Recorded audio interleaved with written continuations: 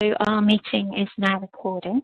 Welcome to this Preparing for the Exam webinar. And just to be clear, this particular webinar is for all of those taking the exam this year. So this is in November. If you are in this webinar and you're not taking the exam in November, just bear in mind that your exam is going to be on a completely different timetable, well, not actually the same timetable, completely different syllabus, different notification criteria. But everything else is actually the same, same format and so on. So just be aware of that. And if you're watching this on YouTube at some later date, there is another webinar which should be up on YouTube at the same time as this one for people taking the exam in 2014 or later. So just bear that in mind as we go along. Okay, so let's begin. Our objectives for today's session. Well, by the end of the session, I'm hoping you'll know more about well, actually not these first two. I'm not going to do these at all. Registering for the exam and the exam timeline. You've already registered for the exam if you're taking it in November, otherwise it's too late.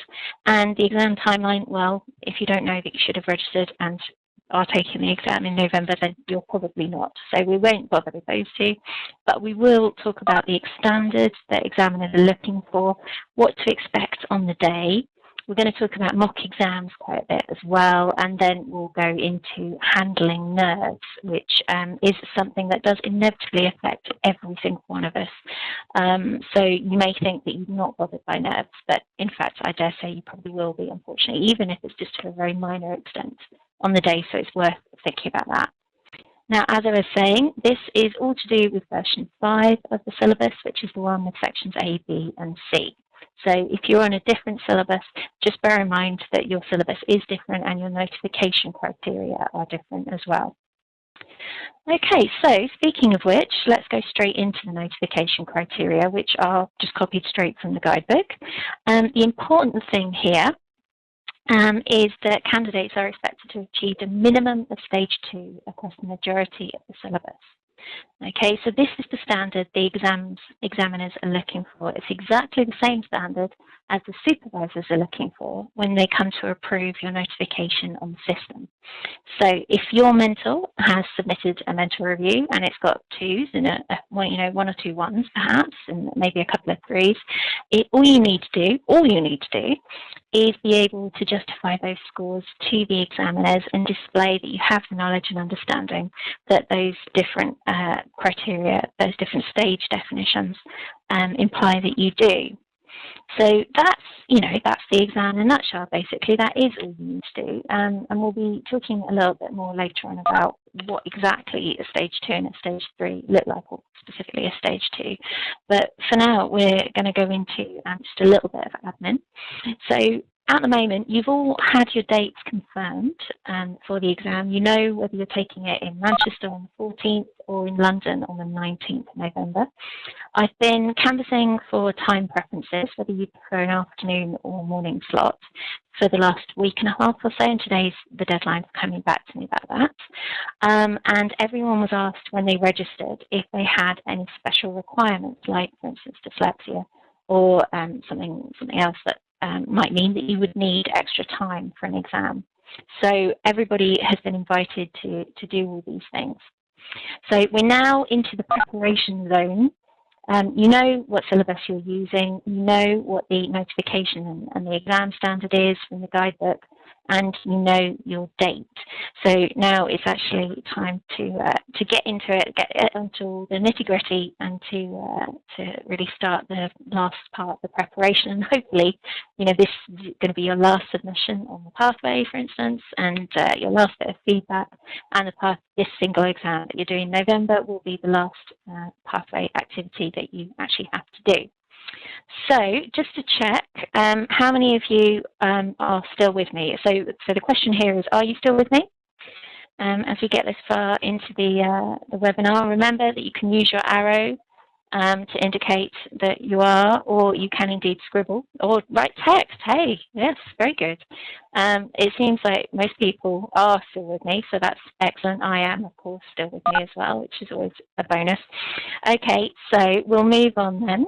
The format of the exam, let's get into that. Now, the Landscape Institute, we have some rooms here at Charles Darwin House, which is possible for London, and in fact we'll be using those next year. But most of the time, Charles Darwin House isn't really suitable for holding the exams.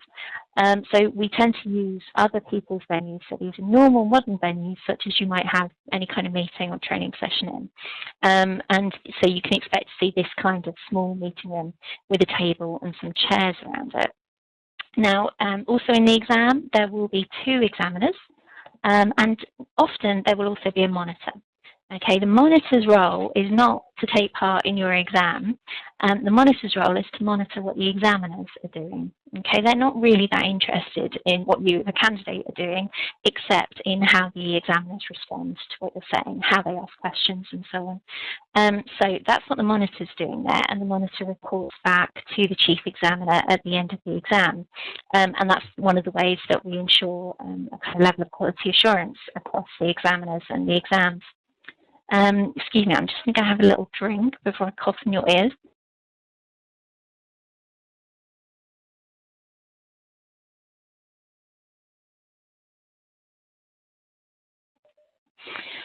Right, okay, and then the third part of the format of the exam is, of course, the timing. And each exam is usually 45 minutes. Now, a candidate who gives, you know, A1 perfect, the most succinct, the most well-formed and crafted answers might be finished in 30 minutes. A candidate who's a little more verbose and doesn't get exactly straight to the point might take 45 minutes. Some candidates will need a whole 60 minutes. Exams don't go beyond 60 minutes. Now, some people have special requirements, which means that they get additional time, and you'll have to let me know about that. But essentially, these are the key elements of the format of the exam. And these are also what you should bear in mind when you're planning your mock exams as well, that there'll be this kind of room, this many people, and this sort of time. So what we're now going to talk about, though, is actually preparing for these exams and the importance of oral preparation. So one of my colleagues is very fond of telling me that perfect preparation prevents poor performance, although he often will add in other P's into this little mnemonic thing.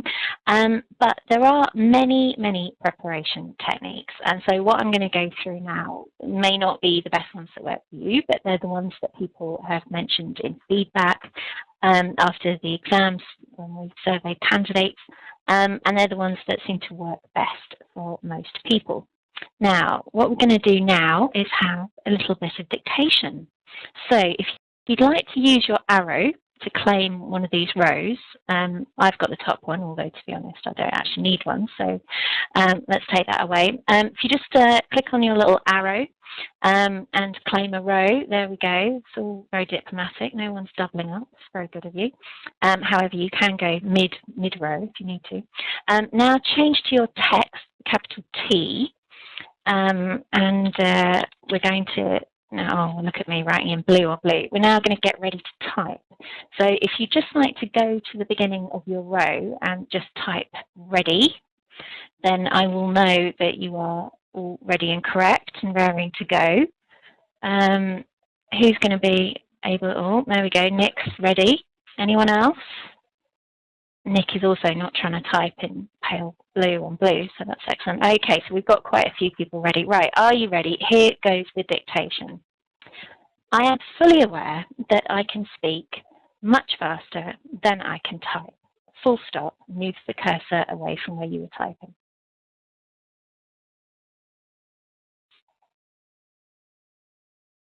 I'm fully aware. Pauline is winning so far. Okay, I'm not seeing any other sentences. I am fully aware that I can. Okay, that's not fair. Okay, what we'll see here as we go along, even though Samuel has very bravely changed colour there between using his arrow and typing, that I can type much faster than I can speak. Yep. Nearly. So we've got some excellent tries there, but the point of this, and it would have been much the same result if I'd asked you to pick up a pen or a pencil, then the point is that you can't type much faster than you can speak. You can always speak much faster than you can type, or you can read, or you can write. And so it's really very difficult when practicing an exam. Unlike when we were all at school and university, for most of us, it's very difficult to learn things by writing them out if at the end of it you've got an oral exam. So the point I'm trying to make here is that writing out answers is absolutely fine. You know, when you're testing yourself, you've got some of those questions that circulate that I don't know about from various oral exams that people have written down after the exam's taken place, or, you know, test questions from a revision course or something. You can always write out answers to those and see how you did later looking at the book. But it's not actually comparable to having to speak and talk about the topic, because you're not really going to learn all this information, all this knowledge and understanding as a script, and then be triggered into coming out with some of it in the actual exam. What the examiners are looking for, and here we have a nice examiner, is they're looking for lucid, relevant and succinct answers. So they need you to be able to talk about your experience, not simply be able to write them a potted history, or even start spouting something which the examiners would refer to as portfolio answer, that you hope is relevant but might not actually be. I'll come back to portfolio answers in a minute. What they also want is, wherever possible, they want your answers to be related to relevant work scenarios. Now, these would be relevant scenarios that you've worked on, or possibly even case studies that you looked at. You're not expected to have had personal experience of all the syllabus areas. In fact, you know, you may have personal experience of hardly any of them if you've just got really good theoretical knowledge. So you don't have to try and twist things to try and fit into a work scenario, but where possible, your answers will be relevant and succinct. So you'll kind of have, because you'll be practiced talking about this information, you'll have them on the tip of your tongue, and where possible, they'll be related to a relevant work scenario. Now, there are a number of things that the examiners don't want during an exam, and these are all answers that have come up at recent exams. We have a debrief at the end of the day where the examiners will share examples of good things, but they will also share examples of bad things. So the kind of answers that you don't want to give at the exam are ones that start with, well, this is a complete guess, but... because that does not suggest to the examiners that you are confident in your knowledge. Okay, that's not even a level 1 level of knowledge, because you're not even sure if you're talking about the right thing. Another answer they don't want to hear, well, I don't know. You know, that's not what they want to hear either. So that's not helpful to them. All that's telling them is that you have a 0 in that particular subject area, and that's not something you want to have, because then you'll fail the exam. Another one, this is a particularly annoying one for them, is when it says, the book says. Now, if a candidate says this, it suggests that, you know, they've read the book, but they're not really sure how that knowledge is applied. They've only just read it in isolation. So this might suggest a level 1 level of knowledge, but certainly no higher than that. And unless you've actually given the right bit of information in the right context, it's not even level 1 at that point. Lastly, I was told that, you know, X equals Y, but I don't think that's right. Because what that says to the examiners is that you did go out and research what, you know, this particular answer should be. But having been, you know, fairly convinced that you'd been given the wrong answer, you then didn't do anything about it. You just sat back content that you probably had the wrong answer, but maybe it was right. Okay, so this isn't a kind of safe, mature landscape architect who's suitable to become chartered. This is someone that's just waiting for someone else to come along and tell them the right answer, which is more sort of university student level. So all of these are bad answers to give in an exam, and as I said, they are all real answers. So what is our examiner looking for? Well, she's got the lucid answers and the relevant work material, but she's also looking for you to be confident. The best way to develop confidence is to be at ease with your material. The best way to do that is to get used to talking about this stuff. Speaking clearly. Now, I don't mean, you know, that you must have the BBC accents or anything like that. It's just that you're not mumbling. You know, they can hear you.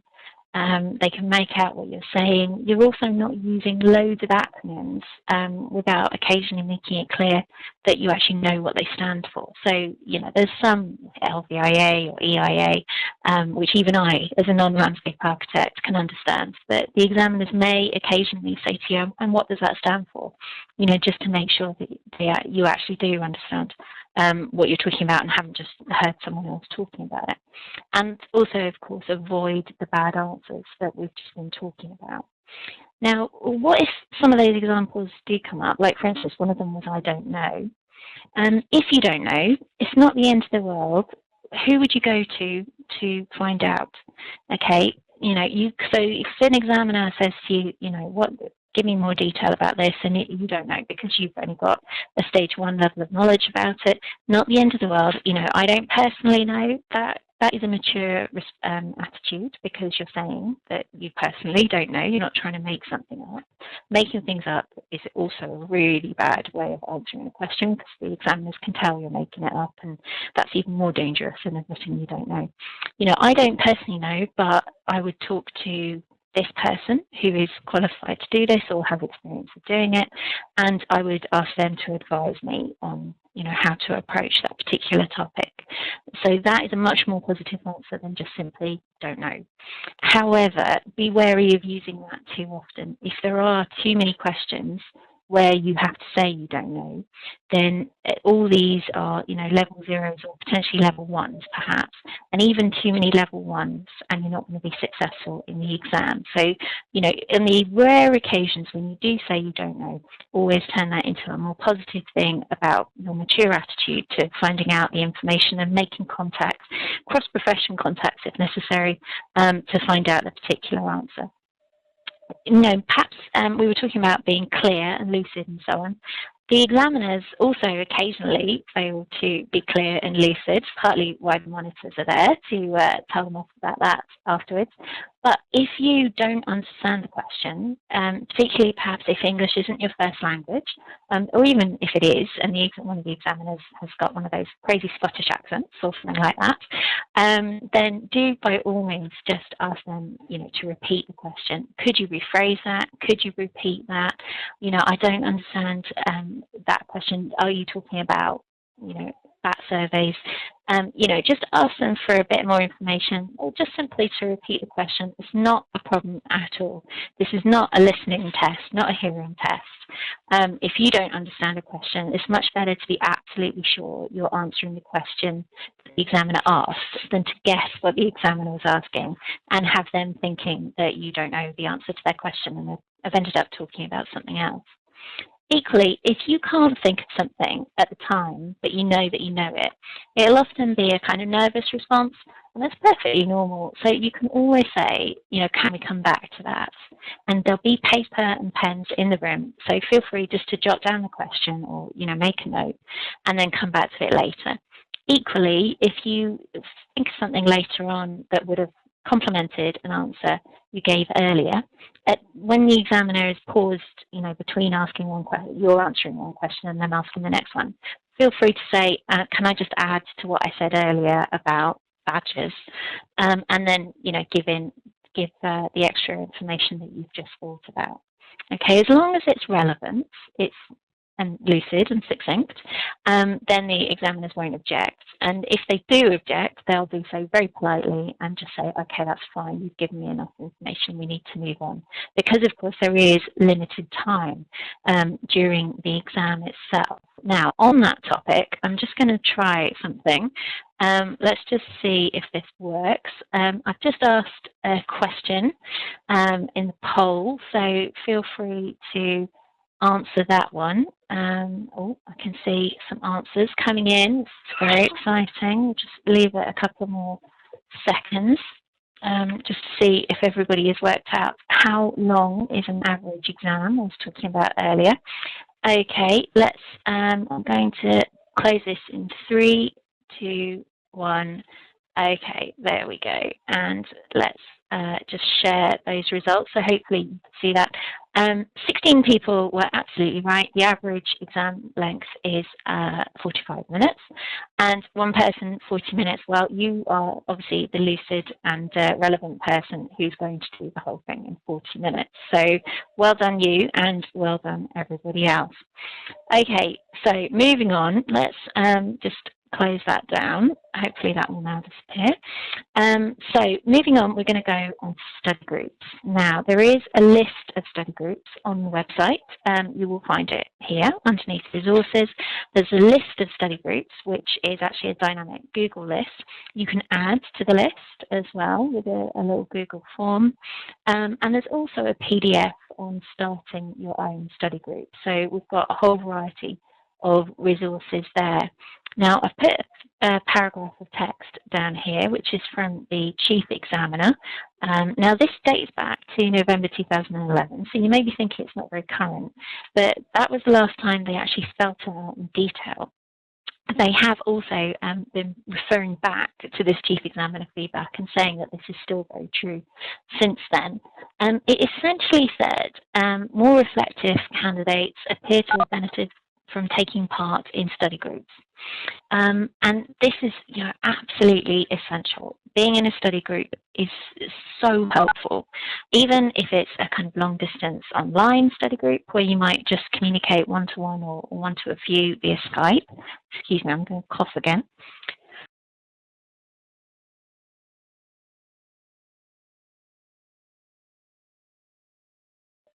Sorry about that. So yes, you might be part of a relatively small online study group, or you might be part of what seems to be a massive collective of people at the Royal Festival Hall each week in London. But whatever it is, even if it's just an inter-office study group, it's very, very useful. It's exactly what I said earlier about oral communication.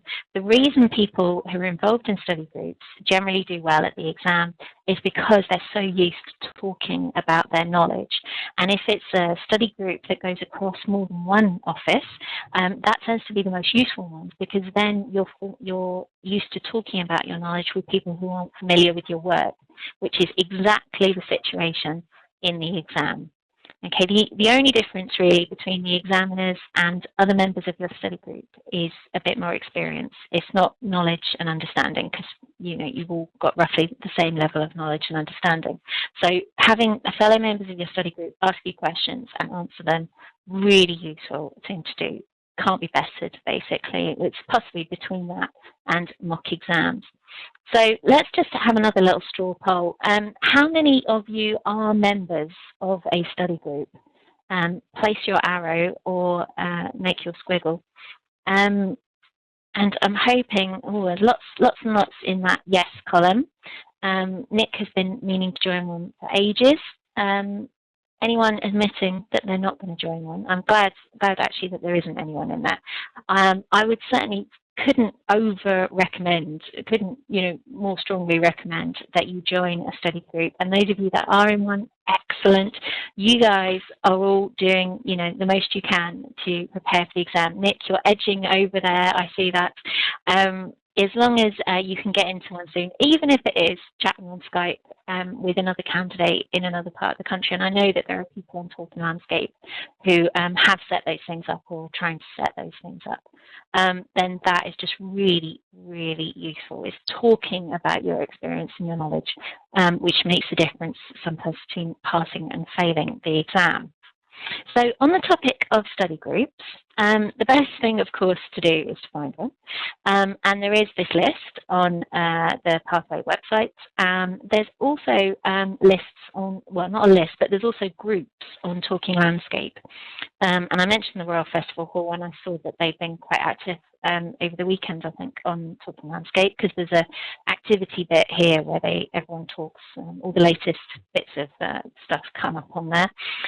Equally, just talking to your colleagues can be an effective study group, even if your colleagues aren't on the pathway. if someone's got some time to just spend, you know, half an hour at lunch or half an hour after work or something, you know, one colleague 1 week and another colleague another week, it all adds up and it's great experience. You can't be over practiced at answering questions and talking about your knowledge. Even and this always struck me when I would get people to ask me questions. I remember many decades ago now, when I was doing my French GCSE oral exam, I would have a phonetic list of questions that I'd be trying to get my dad to ask me. My dad, of course, didn't speak French and had no idea what my responses were, but I knew what they were and I could tell whether they were good or not. So even if it is, you know, a non-landscape architect partner at home or a child or, you know, a parent, something like that, then that would still be useful because it's still practice getting your knowledge out in the open and getting it out of your mouth.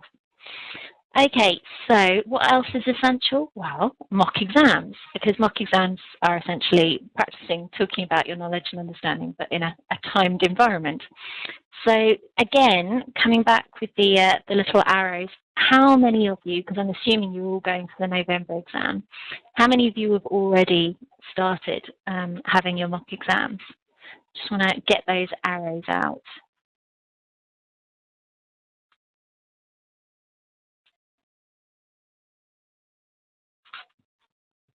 Okay, excellent.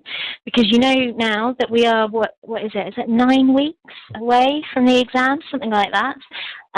So not very much time left now to get those mock exams in, although, you know, it seems like a lot of time, but it's not overly much.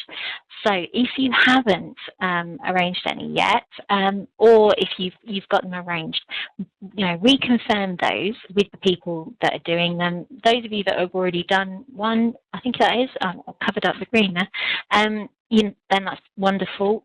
Get another one arranged, and, you know, have more than one, have 10, or, you know, if that's not possible, have 2 at least, because it's just so useful to get used to the idea of somebody asking you questions and assessing you in this unusual environment in a restrained amount of time. Now, those of you that are having trouble finding people to mock examine you, think in terms of who else you know who is taking the exam or might recently have taken the exam or might be taking the exam next year, and do a little bit of mentor swapping. So here we have 2 nice candidates. One is clearly a lot cooler than the other with his red jacket, and that's possible that's white leather, I suppose. Anyway, and here we have 2 mentors, very appropriately dressed for the office. This one, of course, you'll recognise as being an examiner as well. Now, these candidates and mentors don't have to be in the same office. In fact, it might be beneficial if they're not. And if you're in a study group together, of course, that's much easier to arrange than if you're not. So this may well be just someone that you know from being in a study group with them. That's Louis. There we go. I knew it was someone cool. So anyway, what the idea is that the 2 of you can essentially just swap. So instead of asking your mentor to give you a mock exam, your mentor is now giving your friend a mock exam, and their mentor is giving you a mock exam, okay? And if you've got a study group where there's, you know, sort of 8 of you or something, then you can kind of, theoretically at least, I don't know how well this would work, and I've lost count. What have I done? 7, there we go, it's an 8th one. Theoretically at least, you might be able to get 7 mock exams just by doing this kind of mentor swapping. And this is something I always suggest to the branches, but strangely, none of them have taken me up on it.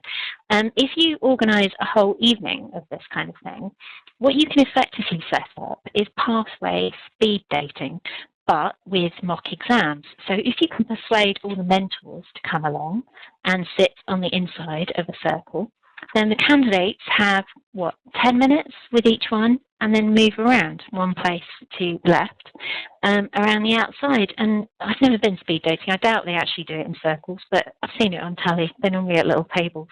But however the mechanics work, you know, this is a way of getting lots of little mock exams in one evening and get used to lots of people asking you questions and talking about your knowledge to them. So there's lots of different ways this can be arranged.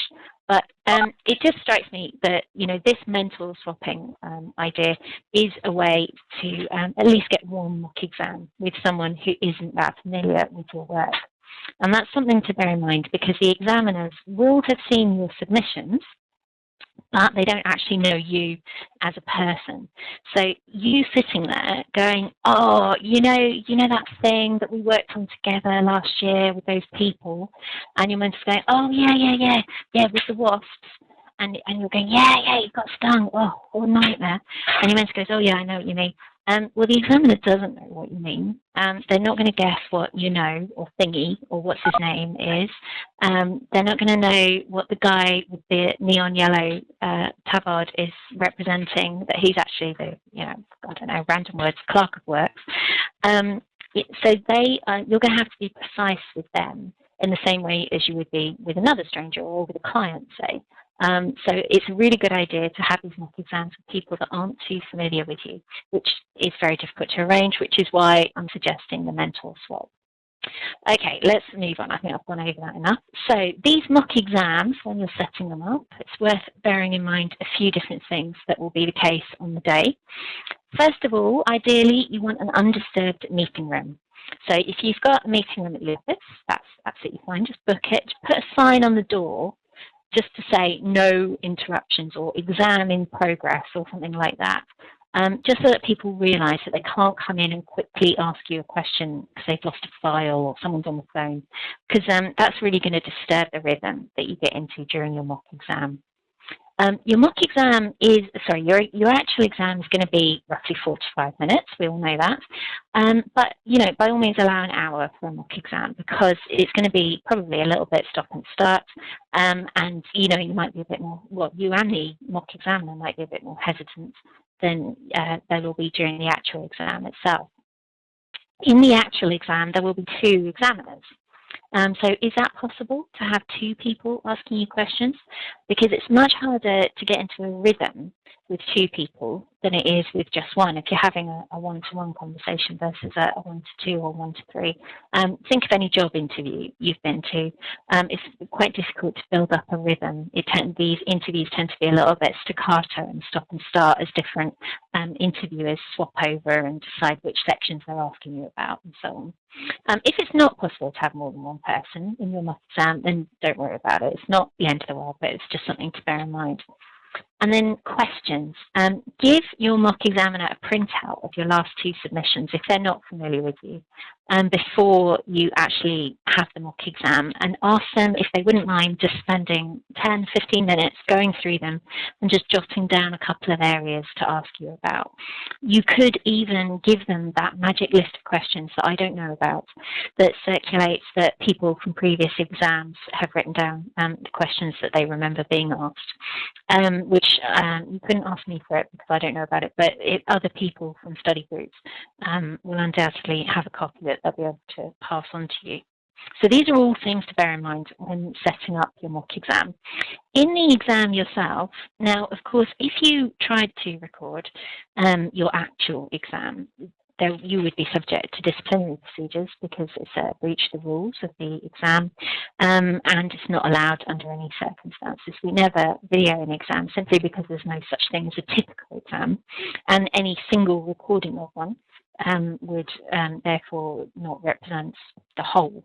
However, there's no reason you shouldn't record or even video a mock exam. Most mobile phones, smartphones, have a video recorder on them, and most are light enough to be blue tacked to the wall, you know, sort of low tech. You don't need a video tripod or anything for this, or just use a voice recorder and just record the exam if you think it'll be useful to you, because often you're going to forget exactly what you said or how you phrase something, and it might be useful just to go through later if you're feeling really I've forgotten which one it is, really sadistic, I think, masochist, sadistic, I think, then you could go through it with the rest of your study group, or with, you know, a couple of them or a couple of colleagues, because then you'll all learn from the experience. And if they're willing to share recordings of their sessions as well, then, you know, that might very well be quite useful to you. But it all depends on how much time you've got and whether you actually want to do this.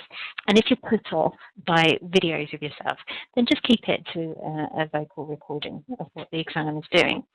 But also, the other thing to bear in mind, as well as recording it, is set a timer, because you will be astonished once you're in an exam. If any of you have ever got married, it's the same sort of thing. Time just flies because you're not really aware of exactly what's going on. So you'd be astonished how quickly the time goes. So set a timer, again, on your phone or watch or whatever, for 45 minutes, and, you know, then another one for 60 minutes if you want to go on. So these are all things that will help you have a really effective mock exam. Now, coming on to the mock exams, there is the Pathway Toolkit, which is a document which accompanies the guidebook, referred to in the guidebook, and it's on the same part of the website as the guidebook. And it covers all different types of questions. And the toolkit is designed to be guidance for mentors, but it's essentially what I use to also or part of what I use to train the examiners. And when it comes down to it, there are two key types of questions. And so these are the questions that your examiners will generally ask you. Now, the least useful type of questions in a general way are these closed questions, where they either have a yes or no answer. So, for instance, have you ever had to deal directly with a client? Yes, I have. Was it a success? Yes. This is starting to sound like a trial. Did you work with them again after that? No. Okay, so now what information have we gleaned from the answers to these three questions? Yes, you have worked with the client, but we haven't got any evidence of how effective that was, or in fact whether it actually took place. In your opinion, it was successful. Again, we've got no evidence to suggest how well it went, what measure, what kind of outcome measure you were using, or whether that's actually true. In fact, when we ask whether you work with them again, the answer is no, which suggests that it wasn't that successful because they never came back. You know, maybe that was the only project they needed, but still, it's not a terribly informative set of questions. Now, there are there are two occasions during the exam when examiners may use closed questions. The first is if you're nervous at the start of the exam, or if you kind of lose thread or forget where you were during the exam. And it's often quite confidence building and kind of reassuring to be able to answer a question, even if it's the most basic question, you know, do you want some water? That can be quite reassuring. It just starts the conversation in a non-threatening way. So examiners will sometimes use closed questions just to try and calm a candidate down if they're distressed or nervous. And the other time they will use closed questions is when a candidate is talking too much. Now, again, this can happen to pretty much anyone. It's quite a frequent side effect of nerves. There are also some people that are just naturally quite loquacious. I myself, you'd be astonished from all these webinars I seem to end up giving, but I can talk the hind leg of the donkey if the situation arises, especially if I'm nervous. I once found myself telling the director of a finance company at a seminar I'd gone to about a dream I'd had where I'd ended up in my pajamas. And as I was talking, I could see his eyebrows kind of gradually rising up his head. And I was thinking to myself, why am I talking about this? And I realised afterwards that I'd found him very intimidating. I think it was because he was so tall and he had a bald head. It was quite, you know, sinister looking. Anyway, if you have this response, either to the exam situation or possibly to one of your examiners, even though they are very lovely people, then it can be quite useful if you are talking too much for the examiner to cut you off with a closed question, because you can only then give a one-word answer and it just shuts the topic down. Equally, the examiner may say to you, okay, can you we've got limited time, can you be a bit briefer in your answers, and just kind of get to the nuggets of information that we really need. So if the examiner does say that to you, it's not a criticism, it's just a realistic response to how you're answering the questions, because you do have limited time. So, you know, it's not the end of the world if they do say that to you. So the other type of question, apart from closed questions, is open questions. And these are what I would call paragraph answers. So this is where it would be very difficult for you to give a yes or a no answer unless you were in your mid-teens and wearing eyeliner. So the kind of things, you know, what do you think might be a few basic ground rules for dealing with clients? Well, this is inviting you to give almost a kind of 1, 2, 3 list of ground rules. So it's definitely not inviting you to give a yes/no answer. When did you prefer your first planning application?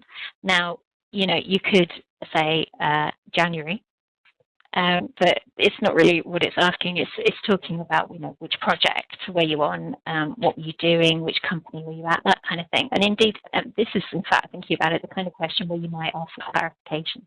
You know, do you mean which company was I working at, or, you know, what time of year, or something else?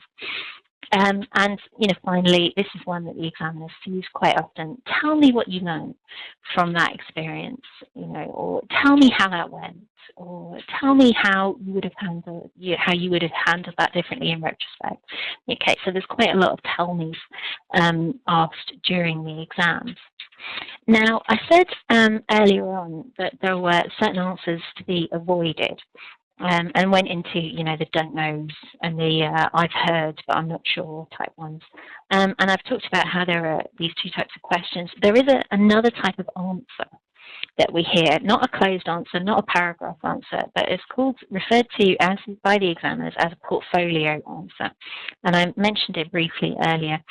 This is where a candidate is asked a question, and they have heard of the topic. They can identify what topic it is, but they're not exactly sure of the answer to the question. And so they then deliver a deluge of information about that topic in the hope that the answer to that question is somewhere inside this huge long answer that they're going to give, which is basically everything that they've ever learned about snails, or, you know, something else in particular. And so this is, as I say, known as a portfolio answer, where someone's just kind of unpacking all this information onto you. The examiners are not silly. They have heard all these types of answers before. They also can tell when someone doesn't know the answer to a question and is just kind of unpacking information, or trying to flood them with information. You may well find the examiner sitting there smiling and nodding, and then they'll ask you something like, and what precisely would you say relates to the particular question I asked? At which point, you know, you've kind of drowned yourself in information at that point because you're still not sure. And you've also wasted some of the time that you have during the exam to show that you have knowledge in other areas. So if you aren't sure about the answer to a question, it's much better to give a I don't know but I would ask type question, or to say I'm not exactly sure about that aspect of it, although I know about this aspect, because at least that shows that you're aware that you don't know the answer to that bit, but you've identified what that bit actually is. Or, you know, just simply to, well, just fess up and say, oh, I'm afraid I don't know, you know, could you rephrase, or could you ask it in a different way, in the hope that that might jog your memory. But just unloading information is not a good idea. You haven't got time to do that on every question, and the examiners will definitely see through it. Now, we're still on the subject of mock exams, and once your mock exam is over, whether you've recorded it or not, the most vital part of the mock exam isn't what happens during it, it's what happens afterwards, because that is when the person who has been acting as mock examiner, or persons, if you've been lucky enough to find more than one, will then be able to give you feedback. And never forget that feedback is a two-way thing. So you might also want to give them feedback on being a mock examiner, because, you know, presumably if they volunteered to do your mock exam, they may well volunteer for one in the future. But discuss how they felt it went, where they felt your weak points were. You know, were you talking incessantly about particular topics? Were you too fast in your answers? Were you taking too long to get to the point? Did you cover the key concepts? Did you actually answer the question that was asked? You know, all these things are things to discuss with the mock examiner. And then also, it's not just discussing it with them directly, but I've just did a webinar last week on reflecting on your development, which went up on YouTube this morning. It's only 20 minutes long. And it's the same thing as you might reflect on a development log. You get so much more information out of an activity and you reflect on it afterwards. So even without the mock examiner there, just think, you know, now that I've been told that I didn't get to the point that I talked too much, what can I actually do about that? Take control of that, take ownership of that feedback, and then actually do something about it. Because otherwise, if you know that you've got a weakness and you just go into the exam knowing that you've got a weakness without having tried to address it, it's simply going to make you more nervous. Now, does anybody suffer from arachnophobia? Because I've been made to realise by my colleagues that what I'm about to do might not be very nice. So you might want to look away if you're an arachnophobe. But there are many things that make people nervous. Personally, I think it's rather cute. However, if something's got more than 8 legs, I do immediately start freaking out. And don't get me started on jellyfish. Now, there are some obvious things that make people nervous. You know, equally, this kind of thing, not a problem for me, but my other half almost fainted when I jumped up and down on the glass panel at Blackpool Tower. Being under pressure in an exam situation is something that causes pretty much everybody, I'm going to say 99% of people, to get nervous. It's just a natural thing. And if you don't think you're going to be nervous in advance, you sit down in that waiting room, and I'm not trying to make anyone nervous, but I'm just being realistic. You sit down in the waiting room and you're going to start feeling your heart pounding. When the guy comes out, or girl, the examiner comes out to pick you up from the waiting room, take you back to the exam room, your heart's going to be pounding a little bit as you sit down, the old sweaty palms and slightly shaky hands. It's perfectly natural, okay? It affects everybody. It doesn't mean that you're weird. It's just one of those things. So what I'm going to go through now is just the final section about dealing with nerves. Now, I think sometimes it helps to know why we get nervous. And essentially, it's perfectly natural. It's an instinctive response to stress. Your body treats anything it perceives as a danger in the same way, and this always triggers our fight or flight response, at which point your body starts pumping adrenaline round and around, and your heart speeds up, you sweat more, you're inclined to try and empty parts of your body, just to make it easier for you to then run away, or indeed to put off your enemies. And, you know, it's all perfectly normal. And some people just get the butterflies in the stomach, which is the body evacuation side of things, while other people will get full-on sweating, tremors, and, you know, fainting, ultimately. Well, this is not what we want. And it may sound like I'm trying to convince everyone that they will get nervous, but some of you may well be in the 1 or 2% of people that won't feel even the slightest flutter. And I admire you and hate you at the same time for having such an easy life. But the examiners, they want you to be relaxed. They want you to be unstressed.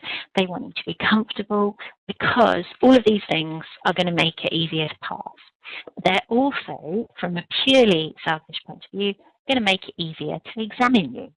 Okay, so the examiners are not your enemy in these situations. They're not there to intimidate or to catch you out or, you know, to fail you. We don't have a goal of only passing X% of people. I am always pushing them to pass 100% of people because it makes the administration much, much easier, as well as the membership statistics.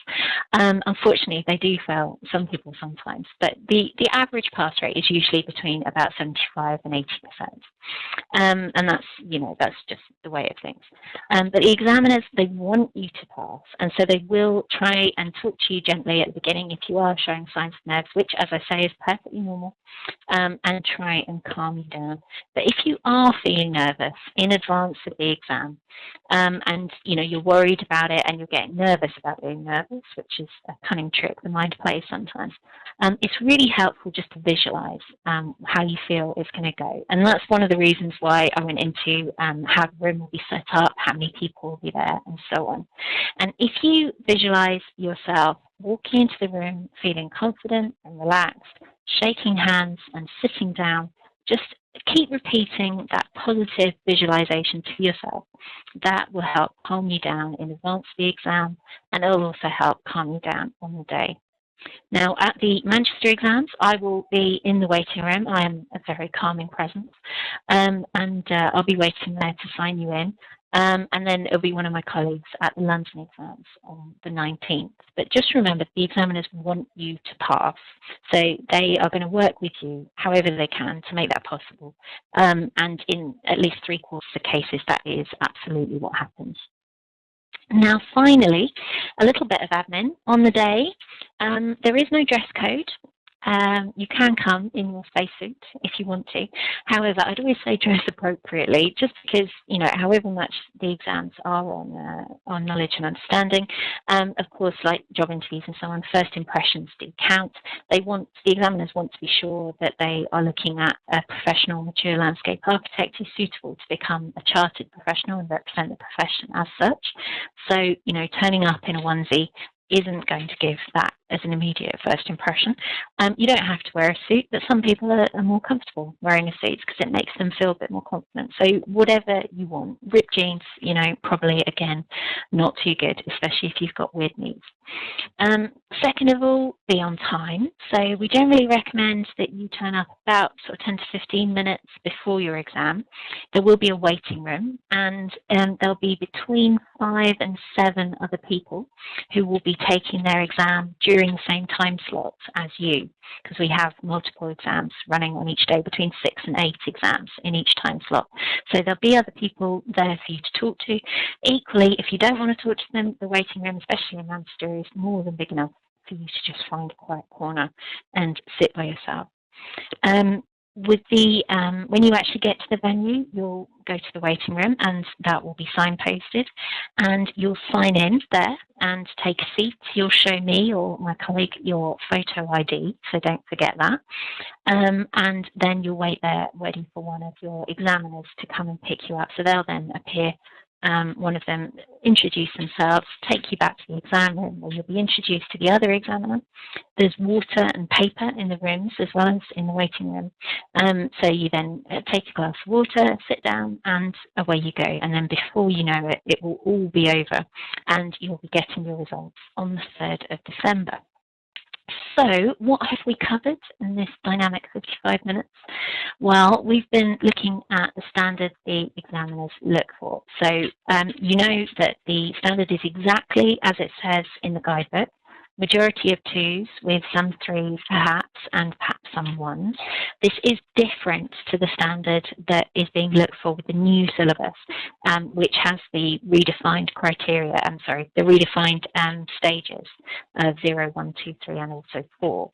So if you have colleagues that are thinking about the May or November exams next year that you are talking to about this, just bear in mind that you are being examined on a different standard. Well, it's actually the same standard, but it's defined differently between your syllabus and the new syllabus. We've talked about the format of the exam, the 45 minutes, of course, the 2 or 3 people in the room, the meeting room format, going in, shaking hands, being met in the waiting room, all of that. We've talked about the importance of oral communication, and don't forget how many of you were imminently about to either join a study group. Oh, I've accidentally drawn the old CND symbol there. But anyway, how many of you were imminently about to join a study group rather than not wanting to join one at all? And then also we talked about what to expect on the day, as I said, but also the mock exams, and those of you that had I don't think anyone had 3, had they? Most people had just had 1, and some people were about to have some, and some of them hadn't had any yet, but were planning to have some. Okay, and then lastly, we finished on handling nerves and how normal it is to feel nervous and the kind of things you can do to just try and think your way through those nerves and reduce them in time. Now, that is everything I wanted to cover. I haven't had any questions submitted to the chat window. If you would like to, I am here, and equally, if you'd rather not add it in the chat window, you can claim a line and start typing. I can't think of anything. There we go, my imminent question. You don't have to wear a tie, ladies, men, whatever, you can if you want to. Does anyone have any questions that they would like to ask? If you are typing on the screen, then just bear in mind you need to click away from what you were typing, just so that it shows up. And if you're typing in the chat window, do press return at the end of your typed message, and I will see it. I'm not seeing any questions, so I'm going to call it a day on this webinar. If you do think of any questions, and Hannah has a question. Do the examiners use your CV, development logs, or both to prepare or base questions on? Assess you there. There we go. Yes, is the answer to that. They use both.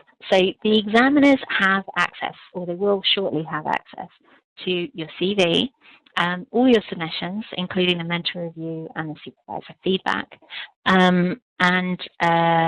well, that's it actually, isn't it? That's basically everything. The only thing your examiners don't have access to is any past exam feedback. If you are retaking the exam, every exam is treated as if it is a first exam. Okay, so if you are retaking, the examiners might know that you're retaking because, you know, it will probably have been mentioned in your submission, but we won't have given them the feedback, so they won't be basing their questions on the feedback that you've had in the past. Okay, Jason was next off on the chat window. Is there any way to record or write our exam questions to take away with us? I assume you mean instead of the usual surreptitious scribbling that takes place in the waiting room, which I don't notice. You can't record or write down anything in the exam room which you then take out with you. It's just a way of keeping everything confidential within your exam. So you can certainly pause in the waiting room outside and write down all the questions that you remember them asking you. That's entirely up to you if you wish to do that, and then add them to the list of questions that circulate that I don't know about. Nick, I think that is, will they have only the last 2 entries? And this is the examiners with the development packs. They have specific access, so if you like, they have easy access to the last 2 quarters. So the idea is that this includes the quarter that you have the notification submitted in and the quarter afterwards, which will be the quarter that you're about to submit for quarter 3. However, many candidates will have actually had their notification submitted earlier, and the examiners like to look at the notification quarter because the mentor review has extra questions in it. So the examiners can look back as far as they want, and some, you know, will look back to the initial review to see what progress you've made since you've actually started, whenever, you know, way back, it might be years ago when you actually started on the pathway. So they have access to your whole record, Nick, but they do tend to focus on the most recent 2 entries. Also, just generally because it's the stuff that you're working on at the moment, and so they know that, you know, if they ask you a question about it, the information is probably going to be quite towards the front of your mind, rather than something that you were working on a year or more ago. I can't see the name. Is that Eduardo? I think after this last submission, do we still need to continue logging? Everyone taking the exam in November, and I will send out another reminder about this, must submit for quarter 3, all the candidates. We do also ask that your mentors submit a mentor review as well, but we can't compel them. You won't lose your place at the exam if they don't submit. However, if you don't submit, then that will be reported to the chief examiner, and the chief examiner will decide whether you can continue to take the exam or whether you would need to wait until May. However, once you've submitted for quarter 3, As long as you don't pass the exam, which of course I'm hoping 100% that you will, then that will be your last submission. You don't need to continue logging once you've passed. That'll be it. Okay, I think that's everything.